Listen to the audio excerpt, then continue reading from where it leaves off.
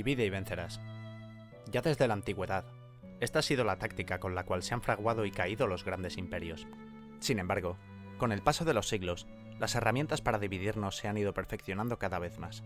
No han sido pocas las veces que, a lo largo de nuestra historia reciente, el fútbol ha sido una herramienta más en manos de los dirigentes para afianzar o expandir su poder, siendo el terreno de juego otra trinchera desde la cual la élite ha hecho su particular guerra contra el enemigo.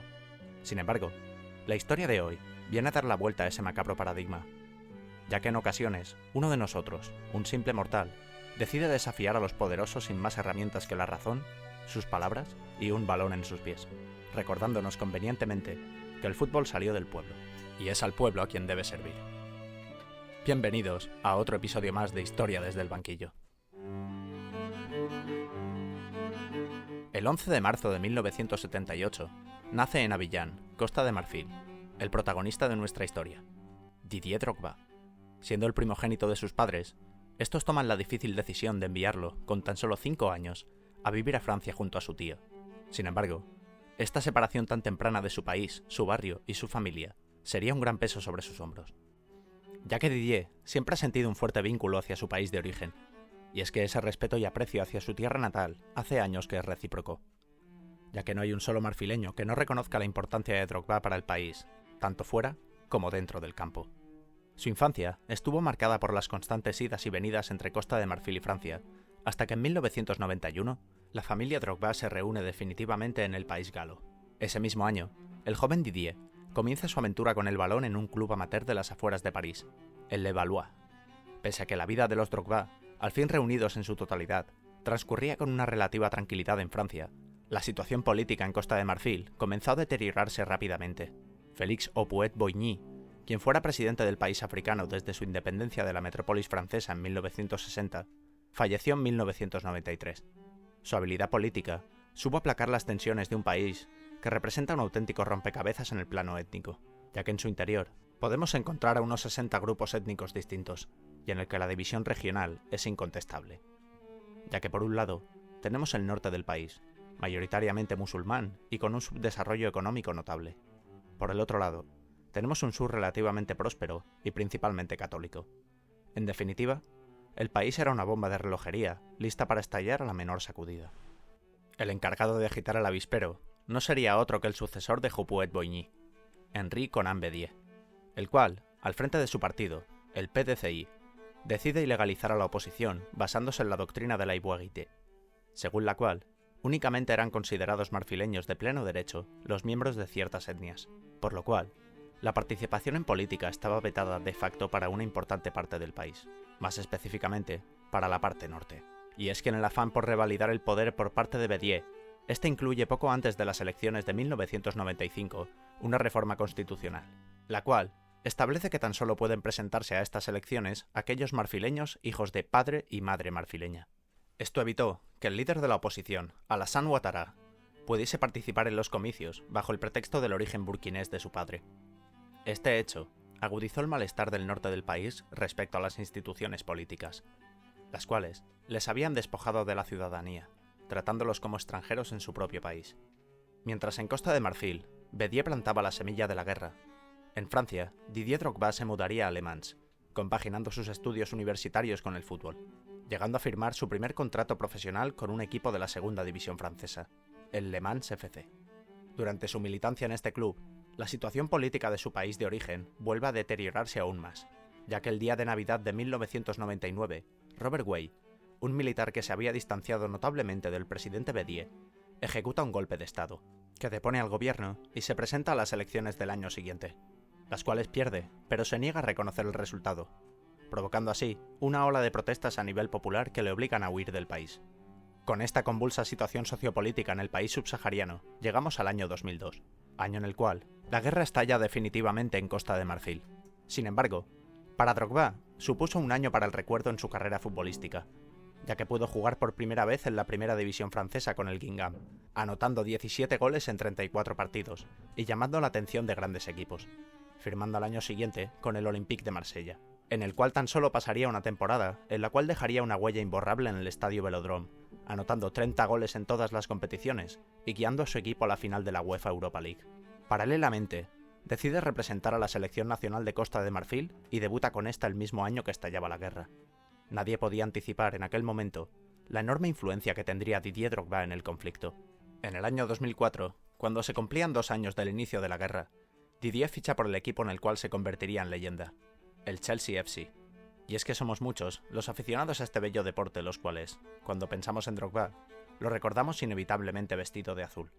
En su primer año en Stamford Bridge, contribuyó a que los Blues, liderados por José Mourinho, levantasen por primera vez el trofeo de la Premier League, acabando así con la sequía de 50 años del club londinense. En su segunda temporada con el Chelsea, lograría revalidar el título de liga conseguido el año anterior. Sin embargo, aquel año conseguiría un logro que trascendería a lo deportivo. Y es que el deporte rey tiene un lado sumamente inoportuno. Tal y como le pasó al Wunderteam austriaco en los años 30, a los Magiares mágicos en los 50, o a la selección yugoslava en los 90, la generación de oro del fútbol marfileño coincidía con una situación sociopolítica desoladora. En medio de una guerra civil que llevaba 3 años en marcha, el 8 de octubre de 2005, Costa de Marfil certifica en un partido frente a Sudán la clasificación, por primera vez en su historia, a la Copa del Mundo.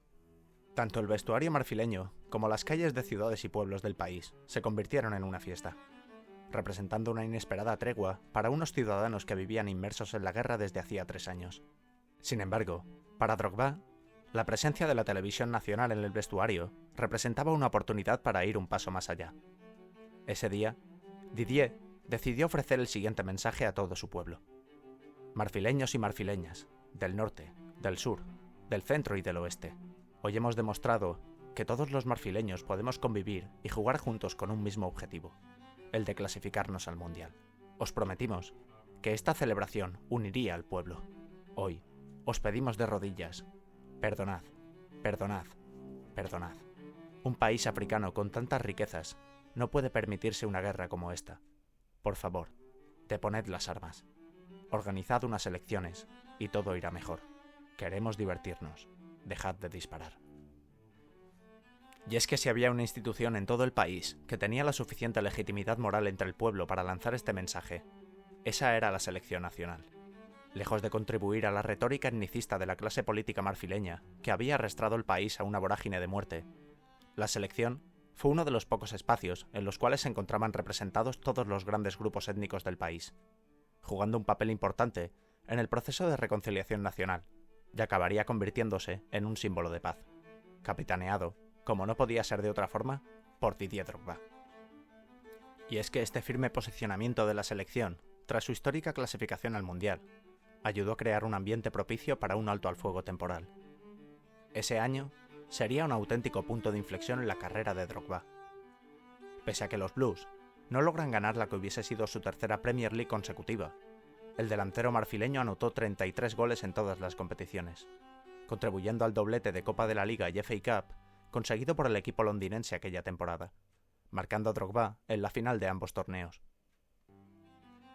Pese a su gran desempeño en las finales disputadas con su club, tristemente no pudo replicar estos éxitos con su selección, ya que en febrero de aquel año fallaría un lanzamiento en la tanda de penaltis de la final de la Copa Africana de Naciones frente a Egipto, lo cual le costó el título a Costa de Marfil. Lamentablemente, el verano de aquel histórico 2006, la selección marfileña no pudo pasar de fase de grupos de la Copa del Mundo. Sin embargo, pocos son los ejemplos en los que los logros de una selección de fútbol hayan trascendido al ámbito deportivo de una forma más notable. Pese a que los éxitos con Costa de Marfil le fueron negados, el grandísimo desempeño de Drogba, tanto en el Chelsea como en la selección, le valió para conseguir el trofeo al mejor futbolista africano del año. Lo que para otros jugadores hubiese sido simplemente un trofeo para sus vitrinas, para Didier se convertía en otra oportunidad para promover la paz en su país. Y es que en el contexto de un alto al fuego temporal, con el país aún dividido y que daba la sensación que podía romperse en cualquier momento, Didier decide viajar hasta Bouaké, el principal bastión de los rebeldes, para ofrecer su trofeo a la población de la ciudad. Y es que pese a que Drogba pertenece a la etnia Beté, la cual no era bien recibida en esa parte del país durante la guerra, su figura causó furor entre las calles de la ciudad, el cual simbólicamente quiso decirles que ese trofeo pertenecía a todos los marfileños, independientemente de su etnia o religión.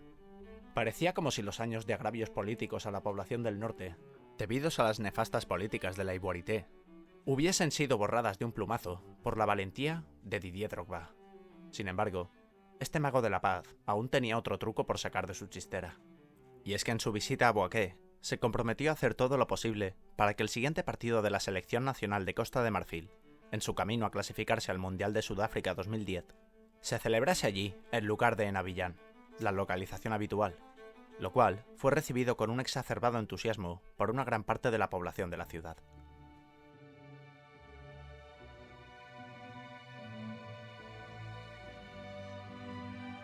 Finalmente, la promesa del delantero del Chelsea se materializó el 3 de junio de 2007, fecha en la que Costa de Marfil jugó contra Madagascar en Boaké, el partido más importante de la historia del país. Y es que si algo nos ha enseñado la historia, es que existe una notable diferencia entre que unos políticos firmen la paz en un despacho y que una sociedad alcance la paz, perdonando a la otra parte del conflicto después de una guerra civil. Fue precisamente en Boaké donde la paz pasó de ser una promesa en el papel a una realidad. Y es que aquel día, gentes de todo el país se dieron cita en el estadio para ver jugar a una selección la cual, por encima de su etnia y religión, finalmente representaba a todo el pueblo marfileño.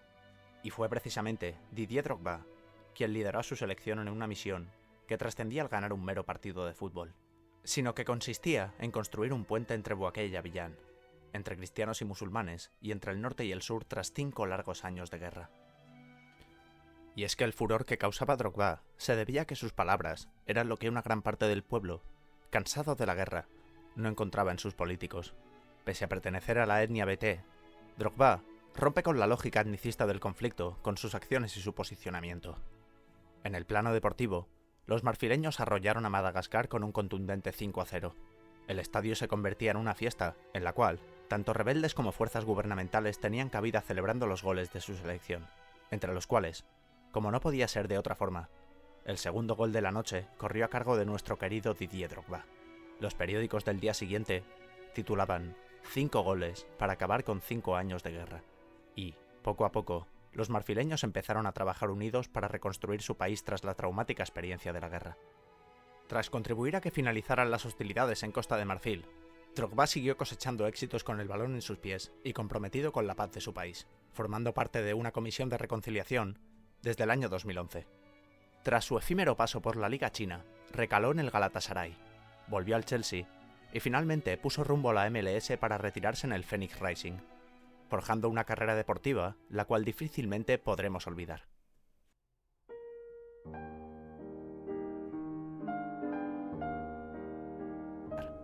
Como aficionado al fútbol, siempre guardaré un bonito recuerdo de Drogba. Es difícil olvidar a quien fue la punta de lanza de uno de los equipos con más personalidad de la historia reciente de la Premier League. Y es que puedo considerarme un privilegiado por haber visto a Peter Cech, John Terry, Frank Lampard, Ashley Cole y por supuesto Didier Drogba compartiendo equipo. Aún recuerdo como si fuese ayer la final de la Champions de 2012, en la que Didier se disfraza de héroe para cabecear un balón al fondo de la red en el minuto 88 frente al Bayern de Múnich, empatando el partido in extremis y forzando la prórroga. Por si fuera poco, acabaría anotando el lanzamiento decisivo en la tanda de penaltis, que convertía al Chelsea en campeón de Europa por primera vez, en una final, que pasaría a la historia como la final de Drogba. Y es que Didier Drogba se retiró del fútbol hace apenas 5 años, con una gran cantidad de trofeos en su haber. 4 Premiers, 4 FA Cups, 2 Community Shields, 2 Copas de la Liga y una UEFA Champions League. Además de una Liga, una Copa y una Supercopa turca. Pese a que hay pocos logros en la carrera de un futbolista que puedan superar al de ganar una Champions League, Didier Drogba cuenta con el cariño y el amor incondicional de todo su país. Y es que hay títulos, como ese, en los cuales hay que demostrar una enorme calidad dentro y fuera de las canchas, como persona y como futbolista. Y son esos, los trofeos que están únicamente al alcance de las verdaderas leyendas. Eso ha sido todo por hoy. Nos vemos en el siguiente episodio de Historia desde el banquillo.